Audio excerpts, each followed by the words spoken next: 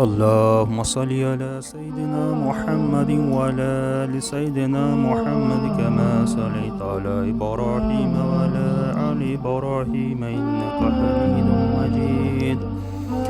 اللهم بارك على محمد وعلى آل محمد كما باركت على إبراهيم وعلى آل إبراهيم إنك حميد مجيد.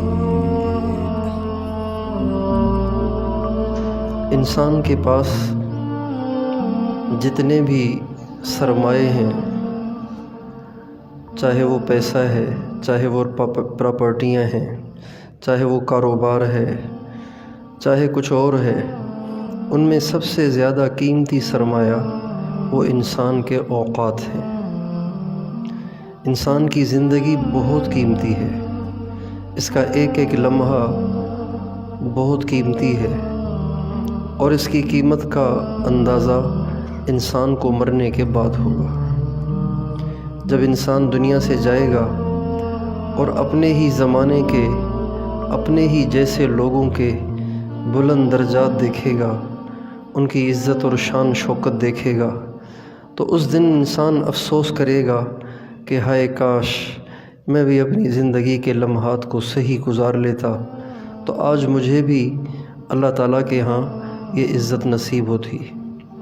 اس لیے جتنے بھی بڑے لوگ آج تک گزرے ہیں، چاہے وہ دین کے بڑے ہوں، چاہے وہ دنیا کے بڑے ہوں، ان سب کو ان سارے بڑوں کو جو بڑائی ملی وہ اپنے اوقات کو صحیح استعمال کرنے سے ملی ہے۔ ایک بزرگ کا ارشاد ہے، یہ وقت ایک تلوار ہے، اس سے کاٹو ورنہ یہ تمہیں کاٹ دے گا۔ ہمارے ایک بہت بڑے بزرگ تھے، وہ فرمایا کرتے تھے کہ جو انسان صحیح کاموں میں اپنے اوقات کو صحیح کاموں میں اپنے اوقات کو صرف نہیں کرتا، وہ لا محالہ برے کاموں میں لگتا ہے۔ ہمارے ایک استاد محترم تھے، اللہ تعالیٰ ان کو غری کی رحمت فرمائے، وہ فرماتے تھے سب سے زیادہ انسان کا دل اوقات کو ضائع کرنے سے مردہ ہوتا ہے۔ جب انسان فارغ بیٹھا رہتا ہے، ایسے ہی فارغ بیٹھا ہوا ہے، موبائل ہاتھ میں ہے، کبھی واٹس ایپ چیک کرتا ہے، کبھی فیس بک چیک کرتا ہے، کبھی یوٹیوب چیک کرتا ہے، کبھی کچھ کر رہا ہے، کبھی کچھ کر رہا ہے، ایسے ہی بلا وجہ ادھر ادھر کی گپیں لگاتا ہے، تو اس کے دل کا ستیہ ناش ہو جاتا ہے، اور جب دل کا ستیہ ناش ہو جائے تو نیکی کی رغبت ختم ہو جاتی ہے۔ جو لوگ کہتے ہیں نا کہ دل نہیں کرتا ذکر کرنے کو، دل نہیں کرتا قرآن پڑھنے کو، دل نہیں کرتا نماز پڑھنے کو، نماز پڑھتے بھی ہیں تو نماز میں دھیان نہیں ہے، یہ سب اوقات کو ضائع کرنے کی نحوست ہے، اپنے اوقات کو صحیح صرف نہ کرنے کی وجہ سے ہے۔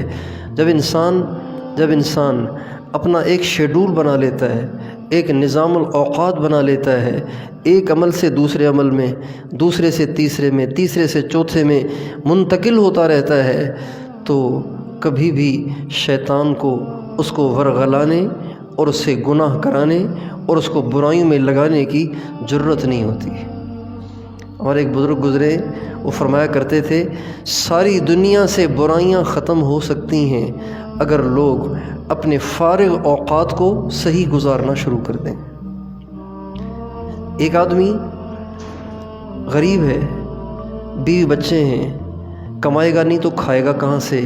تو اس کے لیے کاروبار کی اجازت ہے، مزدوری کی اجازت ہے، ملازمت کی اجازت ہے۔ یہ چیزیں ایک ضرورت کا حصہ ہیں، جیسے کھانا ضرورت ہے، کمانا بھی ضرورت ہے، جیسے پینا ضرورت ہے، کمانا بھی ضرورت ہے، کاروبار بھی ضرورت ہے۔ اگر انسان اپنے معاشی مسائل کے حل کے لیے صرف ہونے والے اوقات کے علاوہ جتنے اوقات بچتے ہیں اس کا شیڈول بنائے، نظام الاوقات بنائے، اس کو صحیح کاموں میں صرف کرنے کی کوشش کرے، تو ولی بننے کے لیے، اللہ والا بننے کے لیے بیوی کو طلاق دے کر اور دکان کو تالا لگا کر جنگل میں جانے کی ضرورت نہیں ہے۔ دکان پہ بیٹھا ہوا انسان بھی ولی بن سکتا ہے، ملازم بھی ولی بن سکتا ہے، سرکاری ملازم بھی ولی بن سکتا ہے، पुलिस अफसर भी वली बन सकता है, सियासतदान भी वली बन सकता है, एक दुकानदार भी अल्लाह वाला बन सकता है। हज़रत अब्दुल्लाह इब्न मुबारक और गौस बहाउद्दीन ज़करिया मुल्तानी और इमामुल मुस्लिमीन इमाम आज़म अबू हनीफ़ा, इनके बहुत बड़े बड़े कारोबार थे। हज़रत गौस बहाउद्दीन ज़करिया मुल्तानी अपने ज़माने के गौस हैं। अल्लाह अकबर। गौस दुनिया में एक होता है, गौस दुनिया में एक होता है। अल्लाह ताला अपने बंदों को जो कुर्ब देता है, उस कुर्ब के दर्जात में बढ़ते बढ़ते बढ़ते बढ़ते बंदे जिन दर्जात को तय करते हैं और जिन मंजिलों को पाते हैं, उनमें से एक मंजिल गौसियत है। और ये सबसे ऊंचा मकाम है, ये सबसे ऊंचा मकाम है। जब इंसान उस पे पहुंच जाता है, जब इंसान उस पे पहुंच जाता है तो फिर उसका अल्लाह के यहाँ वो रुतबा होता है कि उसकी दुआओं से सारी दुनिया का निज़ाम चलता है, उसकी दुआओं से सारी दुनिया का निज़ाम चलता है। गौस बहाउद्दीन ज़करिया मुल्तानी रहमतुल्लाह अलैह अपने ज़माने में उस दर्जे पर फाइज़ हैं कि दुनिया में उस दर्जे पर फाइज़ उनके अलावा और कोई नहीं था। लेकिन थे ताजिर, तिजारत थी, तिजारत करते थे और अरबपति आदमी थे, अरबपति आदमी थे। लेकिन ये दुनिया सारी की सारी बाहर थी, दिल में अल्लाह के सिवा कुछ नहीं था। इमाम आज़म अबू हनीफ़ा रहमतुल्लाह अलैह बहुत बड़े ताजिर थे, बहुत बड़े ताजिर थे, बहुत बड़े कारोबारी थे। कपड़े का कारोबार था, लेकिन इस कपड़े के कारोबार के साथ, इस तिजारत के साथ अल्लाह को ऐसा राज़ी कर गए, अल्लाह को ऐसा राज़ी कर गए, अल्लाह को ऐसा राज़ी कर गए कि इमामुल मुस्लिमीन बन गए।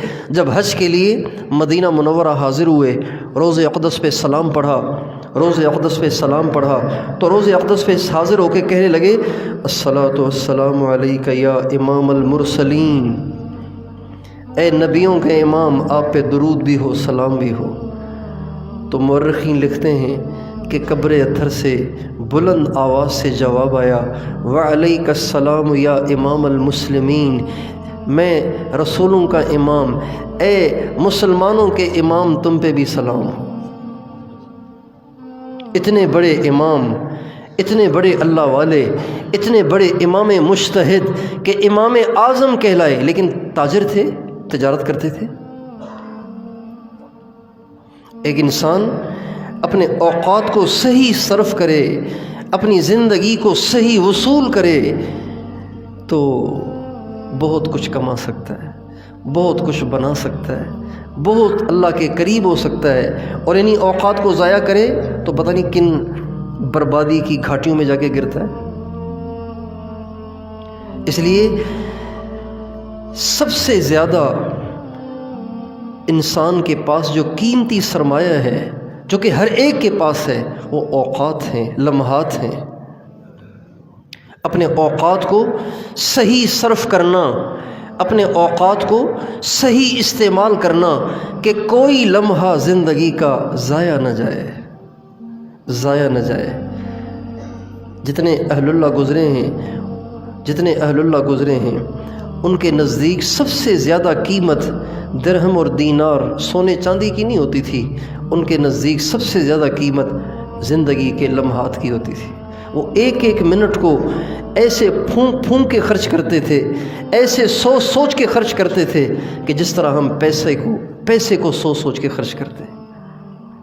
ये औक़ात ही हैं जिससे इंसान जहन्नम बनाता है, ये औक़ात ही है जिससे इंसान जन्नत बनाता है, ये औक़ात ही है जिसको सही इस्तेमाल करके इंसान अल्लाह के करीब होते होते इतने बड़े बड़े दर्जात को हासिल कर लेता है। ये औक़ात ही है कि जिसको इंसान गलत सर्फ करके गुमराही के अंधेरों में चला जाता है, औक़ात को गलत इस्तेमाल करने की वजह से। और औक़ात में भी सबसे ज़्यादा इंसान की गुमराही का सबब बनने वाले वो औक़ात और लम्हात हैं जो फ़रागत के होते हैं, फ़रागत के। आप दफ्तर से आए तो दफ्तर से तो आप 4 बजे वापस आ गए। अब 4 बजे से लेकर सोने तक आपके औक़ात कहाँ सर्फ हो रहे हैं, इसको आप चेक करें। اس کا شیڈول بنائیں، نظام الاوقات بنائیں کہ آپ نے کس وقت میں کیا کرنا ہے۔ ان اوقات کو صحیح استعمال کر کے اللہ پاک کا قرب حاصل کیا جا سکتا ہے، دنیا کو بھی بنایا جا سکتا ہے، آخرت کو بھی بنایا جا سکتا ہے۔ کم قسمتی سے دنیا کا ایسا بھوت سوار ہو گیا ہے، ایسا بھوت سوار ہو گیا ہے کہ لوگ اوقات کو قیمتی بناتے ہیں دنیا کمانے کے ساتھ۔ گورنمنٹ جاب الگ ہے، پرائیویٹ جاب الگ ہے، آن لائن کاروبار الگ ہے، اپنا پرائیویٹ کاروبار الگ ہے، اور گھر میں الگ کام چل رہا ہے، بچے الگ کر رہے ہیں، بیوی الگ کر رہی ہے۔ ایسا دنیا کمانے کا جنون سوار ہے کہ مرد بھی اس میں مبتلا ہیں، عورتیں بھی اس میں مبتلا ہیں۔ میرے دوستو، انسان ارب پتی بھی بن جائے تو کھائے گا تو 2 ہی روٹیاں نا، 50 روٹیاں تو نہیں کھائے گا، 2 روٹیاں کھاتا ہے، 50 روٹیاں کوئی نہیں کھاتا۔ ارب پتی بھی وہی روٹیاں کھاتا ہے، اور ایک مزدور دہاڑی پہ کام کرنے والا وہ بھی 3 روٹی کھاتا ہے۔ بلکہ تجربہ یہ ہے کہ جس کے پاس زیادہ پیسہ ہے وہ کم کھاتا ہے، جس کے پاس کم پیسہ ہے اللہ اس کو زیادہ کھلاتا ہے۔ لیکن ہمارے ہاں ایک اندھیر نگری ہے، چوپٹ راجہ ہے کہ دیکھا دیکھی دوڑ لگائی جاتی ہے۔ ہمارے استاد محترم ایک مثال دیا کرتے تھے کہ ایک شخص نے دیکھا کہ ایک آدمی بھاگا جا رہا ہے، اس نے کہا پتہ نہیں کیا ہو رہا ہے، وہ بھی اس کے پیچھے بھاگا۔ اس نے کہا 2 آدمی بھاگے جا رہے ہیں، تیسرا بھی ان کے پیچھے بھاگنے لگ گیا۔ چوتھے نے دیکھا 3 آدمی بھاگے جا رہے ہیں، پتہ نہیں کیا مسئلہ ہے آگے، اس نے بھی دوڑ لگائی، 5واں، 6واں، 7واں، 8واں، 9واں، 10واں۔ تو ایک سمجھدار آدمی نے دیکھا کہ اتنے سارے لوگ اتنے سرپٹ بھاگے جا رہے ہیں، کوئی مسئلہ ہے۔ تو اس نے دوڑ لگا کے 9ویں سے پوچھا کیا مسئلہ ہے؟ کہا پتہ نہیں آگے بھاگے جا رہے تھے، میں بھی جا رہا ہوں، پتہ نہیں کیا ہو رہا ہے آگے۔ دوڑ لگا کے 8ویں سے، 7ویں سے، 6ٹھے سے، 5ویں سے، 4تھے سے، تیسرے سے، دوسرے سے، پہلے سے پوچھا بھائی کیا مسئلہ ہے؟ کہا میں تو ویسے ہی بھاگ رہا ہوں۔ آج ساری دنیا ایسے ہی اندھا دھند بھاگی چلی جا رہی ہے۔ بچوں کو بھی پیسہ کمانے کا شوق لگا دیا ہے ماں باپ نے، اور بڑوں کو تو ہے ہی پیسے کمانے کا جنون، اس لیے چھوٹے بھی لگے ہوئے ہیں، بڑے بھی لگے ہوئے ہیں، اپنی زندگی کے اکثر اوقات کو پیسے کمانے کے لیے وصول کیا جا رہا ہے۔ یہ ایک جنون ہے، اور میرے دوستو یہ تباہی ہے، یہ بربادی ہے۔ ہم دنیا میں کمانے نہیں آئے، ہم اس دنیا میں دنیا بنانے نہیں آئے، ہم اس دنیا میں بڑے بڑے گھر بنانے نہیں آئے، ہم اس دنیا میں بڑے بڑے بنگلے بنانے نہیں آئے، ہم اس دنیا میں ارب پتی بن کر مرنے نہیں آئے۔ ہم تو اس دنیا میں اس لیے آئے تھے کہ یہاں رہ کر اللہ کا قرب حاصل کریں، اللہ کی رضا کو حاصل کریں، اور اللہ کی رضا کے ساتھ مر جائیں، تاکہ مرنے کے بعد سرخروئی حاصل ہو، شرمندگی نہ ہو۔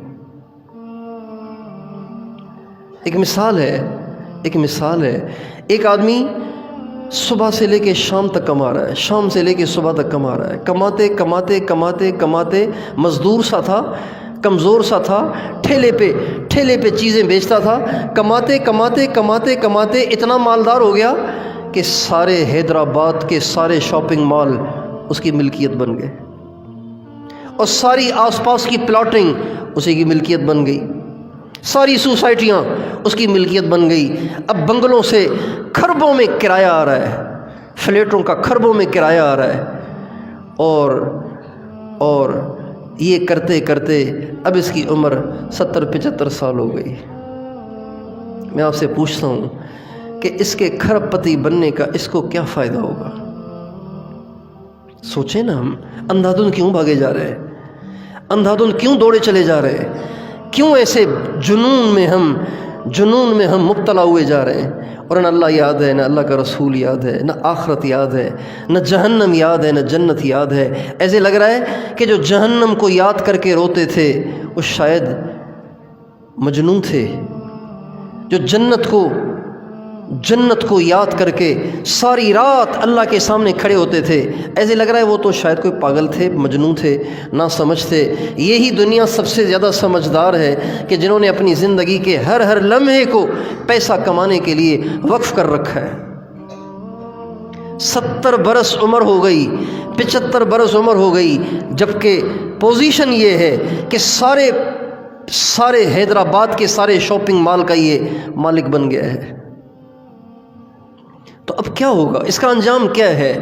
یہ شاپنگ مال کیا قبر میں ساتھ جائیں گے؟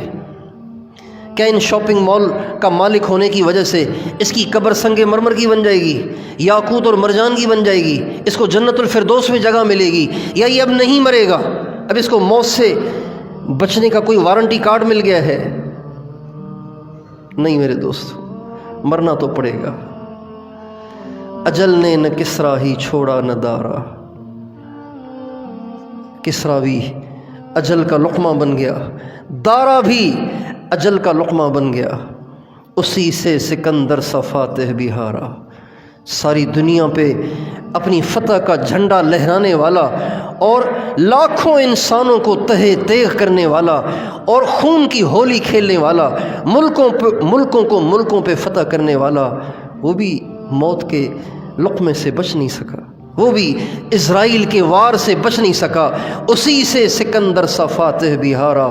ساری فوجوں سے تو وہ نمٹ گیا، ساری فوجوں کو تو وہ ہراتا چلا گیا، لیکن جب اسرائیل کا سامنا ہوا تو خود ہی ہار گیا، اسی سے سکندر سا فاتح بھی ہارا۔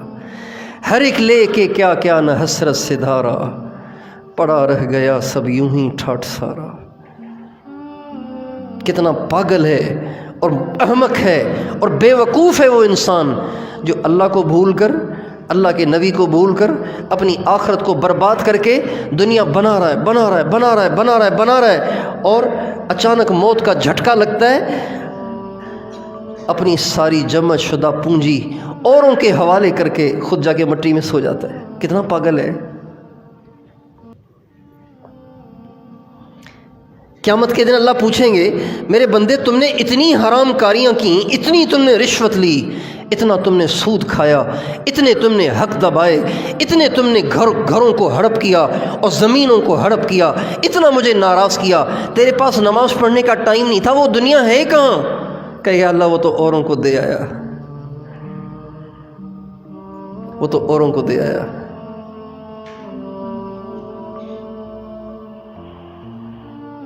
ایک دفعہ ہمارے ہاں ایک جماعت نکلی، عورتوں کی مستورات کی جماعتیں نکلتی ہیں نا، تو ہم لوگ اس کی نصرت پہ گئے، گھر والوں کو لے کے گئے اس جماعت سے ملنے کے لیے۔ تو انہوں نے کہا بیان آپ کر لیں، میں کہا بہت اچھا۔ تو انہوں نے بیان کے لیے مجھے لے کر گئے ایک گھر میں، وہاں جا کے بٹھایا۔ اچھا گھر میں جب داخل ہوئے تو جیسے یہ مسجد ہے نا، یہ مسجد کتنی خوبصورت بنی ہوئی ہے، یہ جو شیشے لگے ہوئے نا، یہ شیشے پورے گھر میں، یہ شیشے لگے ہوئے تھے پورے گھر کی دیواروں پہ، یہ والی نقاشی ہوئی تھی، آئینے لگے ہوئے تھے پورے گھر کی دیواروں پہ، اور گھر میں جو پلر تھے وہ بھی ایسے ہی چمک رہے تھے، اور فرش اتنا خوبصورت کچھ نہ پوچھو۔ اچھا جب اندر لے کر گئے، میں نے دیکھا کہ فرش پہ مٹی جمی ہوئی تھی، اور وہ گھر سے ایک رلی لے کر آئے، رلی اس کو بچھایا اور مجھے کہا یہاں بیٹھ کے بیان کریں۔ تو بیان کر لیا۔ میں نے کہا یہ گھر مجھے سمجھ میں نہیں آ رہا، اتنا خوبصورت گھر ہے، اور اس پورے علاقے میں نہیں سمجھتا ہوں کہ اتنا خوبصورت کسی نے گھر بنایا ہو، تو یہ لیکن اس پہ کوئی جھاڑو پھیرنے والا بھی نہیں ہے، مسئلہ کیا ہے، کہاں چلے گئے اس کے بنانے والے؟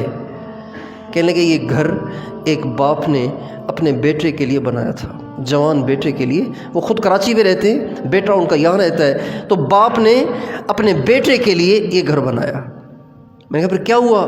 کہنے لگے اس کا بیٹا جب یہاں آ رہا، جب گھر بن کے تیار ہو گیا، کروڑوں اس زمانے کے کروڑوں اس گھر کو بنانے میں خرچ ہوئے، جب یہ گھر بن کے تیار ہوا اور وہ وہاں سے گاڑی میں بیٹھ کے ادھر آ رہا تھا تو راستے میں حادثہ ہو گیا اور بیٹا جاں بحق ہو گیا۔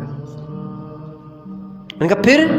کہنے لگا اس دن کے بعد سے لے کے آج تک اس کا باپ اس گھر میں آیا نہیں ہے، اس لیے کہ بیٹے کے لیے بنایا تھا، بیٹا چلا گیا، کس منہ سے اس گھر میں جاؤں، لہذا گھر ویران پڑا ہوا ہے۔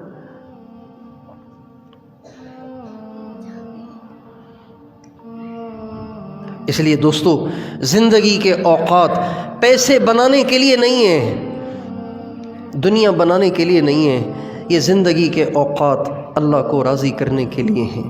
اپنی زندگی کے اوقات کو صحیح صرف کریں، اور ایک نقطے کی بات یاد رکھیں کہ آپ کے پاس جو فارغ اوقات ہیں ایک تو ڈیوٹی ہے آپ کی دفتر میں 8 بجے سے لے کے 4 بجے تک ڈیوٹی ہے، مثلاً دکان پہ آپ 10 بجے جاتے ہیں اور 6 بجے وہاں سے واپس آتے ہیں۔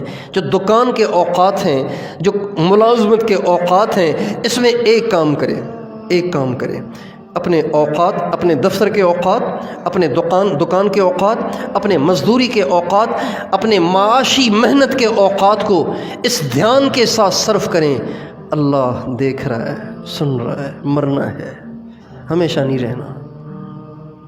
دکان پہ بیٹھیں اس دھیان کے ساتھ، دفتر میں بیٹھیں اس دھیان کے ساتھ، کھیتی باڑی کا کام کریں اس دھیان کے ساتھ، مزدوری کریں اس دھیان کے ساتھ، رکشہ چلائیں اس دھیان کے ساتھ، ٹیکسی چلائیں اس دھیان کے ساتھ، چھابڑی پہ چیزیں بیچیں اس دھیان کے ساتھ، اللہ دیکھ رہا ہے، سن رہا ہے، مرنا ہے۔ اور اس کے علاوہ جو اوقات ہیں معاشی وسائل سے جو اوقات بچتے ہیں، ان اوقات کو صحیح استعمال کرنے کے لیے ایک نظام الاوقات بنائیں۔ آپ 4 بجے فارغ ہو جاتے ہیں، اب آپ طے کریں 4 بجے سے 5 بجے تک کیا کرنا ہے، 5 سے 6، 6 سے 7، 7 سے 8، 8 سے 9، 9 سے 10، 10 بجے سونا ہے۔ اوقات کا شیڈول بنائیں، اپنے اوقات کو صحیح صرف کریں، اور اوقات کو صحیح صرف کرنے کے 3 مصرف بنائیں۔ کتنے مصرف بنائیں؟ 3 مصرف۔ ایک، اپنے آس پاس کے لوگوں پر محنت کر کے ان کو دین کی طرف، اللہ کی طرف، اللہ کے نبی کی طرف، آخرت کی طرف راغب کرنے کی کوشش کریں، دعوت دیں لوگوں کو، ایک ایک کے پاس جا کے اسے سمجھائیں۔ اوقات کو صحیح صرف کرنے کا ایک مصرف۔ دوسرا مصرف، علماء کرام کی صحبت میں بیٹھیں، علماء کرام کے پاس جائیں، اپنی زندگی کے ہر مسئلے کو ان سے حل کروائیں اور ان سے ہر موقع کی سنت کو دریافت کریں۔ علم کو سیکھنے میں لگائیں۔ علم سیکھنے کے لیے صرف یہی صورت نہیں ہے کہ 9 سال 8 سال کے لیے آپ مدرسے میں داخل ہو جائیں، نہیں، آپ کسی عالم سے مسئلہ پوچھنے کے لیے وحدت قانونی کا 9 نمبر لطیف آباد جا کر مظاہر علوم کے مفتی صاحب سے ایک مسئلہ پوچھتا ہے تو گھر سے نکلتے ہی اللہ کا راستہ اس کا شروع ہو گیا۔ مچھلیاں اس کے لیے دعائیں کریں گی، فرشتے اس کے لیے دعائیں کریں گے، پرندے اس کے لیے دعائیں کریں گے۔ جو گھر سے چلا مظاہر علوم جا رہا ہے مسئلہ پوچھنے کے لیے، مفتاح علوم جا رہا ہے مسئلہ پوچھنے کے لیے، ریاض علوم جا رہا ہے مسئلہ پوچھنے کے لیے۔ علماء کرام سے صحبت اختیار کریں۔ تیسرا مصرف، اپنے اوقات کو صحیح صرف کرنے کا اہل اللہ کی صحبت اختیار کریں، اللہ والوں کی صحبت میں بیٹھیں۔ فارغ ہیں نا تو آس پاس جو نیک آدمی ہوں بس ان کے پاس جا کے بیٹھ جائیں۔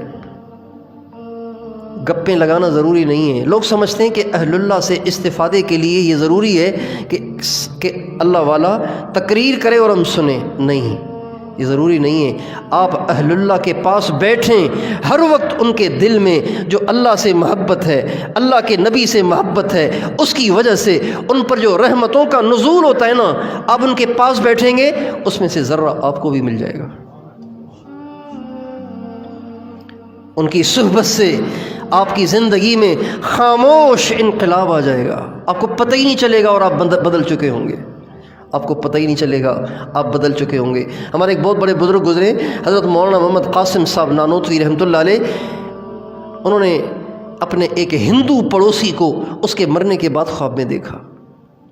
ان کے پڑوس میں رہتا تھا ایک ہندو، انتقال ہو گیا، اس کا مر گیا، اس کے بعد اس کو خواب میں دیکھا کہ وہ جنت میں گھوم رہا ہے۔ تو مولانا قاسم صاحب نے پوچھا، ارے آپ جنت میں کہاں؟ جنت تو مسلمانوں کے لیے ہے۔ فرمانے لگے، مولانا آپ کی صحبت میں آپ کے آس پاس ہم رہتے تھے، کبھی کبھی آپ کی زیارت کے لیے آ جاتے تھے، آپ کے پاس بیٹھا کرتے تھے۔ یہ چند لمحے جو آپ کی صحبت میں گزرے اللہ کو ایسے پسند آئے کہ موت کے وقت بن چاہے خود بخود زبان پہ کلمہ جاری ہو گیا اور اللہ نے ایمان دے دیا، آپ جنت میں ہوں۔ کلمہ پڑھنے سے پچھلے گناہ معاف ہو جاتے ہیں۔ اپنے فارغ اوقات کو موبائل کے ساتھ گزارنے کی بجائے پتھروں پہ بیٹھنے کی بجائے، سڑکیں ناپنے کی بجائے، بائک لے کے ادھر ادھر گھومنے کی بجائے، اور بائی پاس پہ جا کے ایوب ہوٹل پہ چائے پینے کی بجائے، کسی ریسٹورنٹ پہ کھانا کھانے کی بجائے، ایسے ہی آؤٹنگ کرنے کی بجائے جا کے کسی صاحب دل کی صحبت میں بیٹھ جایا کریں، جا کے اپنے محلے کے ایک ایک مسلمان کی ذہن سازی کر کے اس کو ہدایت پہ لانے کی کوشش میں صرف کریں اور علماء کی صحبت میں صرف کریں۔ اگر اوقات کو اس طرح ہم نے صرف کر لیا تو یقین جانیے اس کا مرنے کے بعد ہمیں وہ اجر ملے گا کہ ہم اس پہ اللہ کا شکر ادا کریں گے۔ تو کیا خیال ہے اپنی زندگی کے اوقات کو پوری احتیاط کے ساتھ اور پوری بیداری کے ساتھ سوچ سمجھ کے خرچ فرمائیں گے نا انشاءاللہ؟ اپنی زندگی کے اوقات کو ضائع نہیں کریں گے نا؟ اور اگر کچھ نہیں مل رہا نا، نہ کوئی عالم آپ کو ملتا ہے، نہ کوئی اللہ والا آپ کو ملتا ہے، تو مستند علماء اور اہل اللہ کی کتابیں رکھ لیں اپنے پاس، اس کو پڑھتے رہا کریں۔ کتابیں پڑھنے کا ماحول ختم ہو رہا ہے۔ جب سے یہ اسمارٹ فون آیا ہے تو PDF فائلوں نے ہمیں کتابوں سے غافل کر دیا ہے۔ لوگ قرآن بھی پڑھتے ہیں موبائل میں، حدیث بھی پڑھتے ہیں موبائل میں، مطالعہ بھی کرتے ہیں موبائل میں، کہتے ہیں کتاب لینے میں تو پیسے خرچ ہوں گے نا، بھائی مجھے PDF